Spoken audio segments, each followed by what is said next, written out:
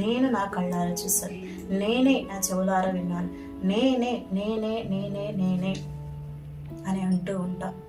ఆ నేనే అన్నదాన్ని ఒకసారి పక్కన పెట్టి, అరే ఆ సిచ్యుయేషన్లో ఒకసారి ఏమైంది సెకండ్ వెనక్కి తగ్గి ఆలోచిస్తే అసలు నిజం అనేది తెలుస్తుంది. అందుకోసమని మనం ఎప్పుడు కూడా మనం చూసేసాం లేకపోతే మనం వినేసాం అనే తొందరపాటులో నోరు జారకూడదు, చెయ్యి ఎత్తకూడదు, మాట అనకూడదు. మాట అన్న తర్వాత మళ్ళీ వెనక్కి తిరిగి తీసుకోవడం చాలా కష్టం. చెయ్యెత్తి ఒక దెబ్బ కొట్టిన తర్వాత ఆ దెబ్బని వెనక్కి తిరిగి తీసుకోవడము చాలా కష్టం మనకి. అందుకే ఒకసారి మనము ఒక అడుగు ముందుకు వేసే సమయంలో ఒకసారి ఆలోచించాలి. అలా ఆలోచించినప్పుడు నిజాలు అనేది మనకి తెలుస్తాయి. అది తెలిసినప్పుడు ఏ బాండింగ్ కూడా విడిపోతుంది, ఏ రిలేషన్షిప్ కూడా బ్రేక్ అవ్వదు. అటువంటి ట్రస్ట్ ఉన్న రిలేషన్షిప్స్లో తొందరపాటు నిర్ణయాలు ఎప్పుడు కూడా మీరు తీసుకోకండి.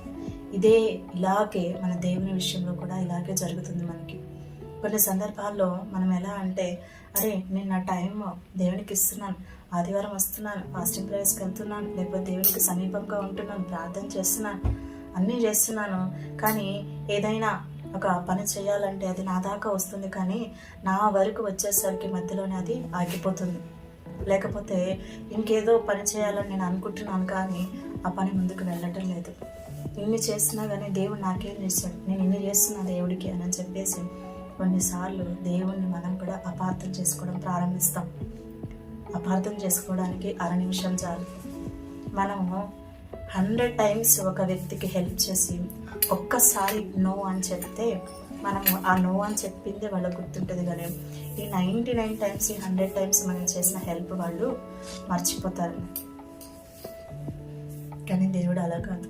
నువ్వు ఎన్నిసార్లు కృతజ్ఞతలు చెల్లించావు, నువ్వు ఎన్నిసార్లు దేవునికి సమయాన్ని ఇచ్చావు, నువ్వు ఎన్నిసార్లు దేవునితో ఉన్నావు, దేవుని విషయంలో ఏమేం పనులు చేశావని ప్రతిదీ గుర్తుపెట్టుకుంటాడు దేవుడు. అందుకే కదా బైబిల్ వాక్యం, దేవుని యొక్క నామంలో, దేవుని పేరట ఒక గిన్నెడు చన్నీళ్ళు ఇచ్చిన దాని ప్రతిఫలం మనము పోగొట్టుకో. మరి నీకెందుకు ఆలస్యం అవుతుంది, ఎందుకు లేట్ అవుతుంది అని అంటే, ఈ స్టోరీ రిలేటెడే మన జీవితంలో జరుగుతుంది. దేవుడు మనకి వద్దు, ఇది మంచిది కాదు, దీంట్లో కీడు తాగుంది, లేకపోతే ఈ మేలు ఇప్పుడు నీకు అవసరం లేదు, ఇంకా టైం ఉంది అన్నప్పుడు దేవుడు ఆలస్యం చేసుకుంటూ వస్తాడు. ఆ కీడు నీ నుండి తప్పిస్తాడు. నీకు ఏ సమయంలో, ఎప్పుడు, ఎక్కడ, ఏది ఇవ్వాలో ప్రతిదీ ఎరిగిన దేవుడు.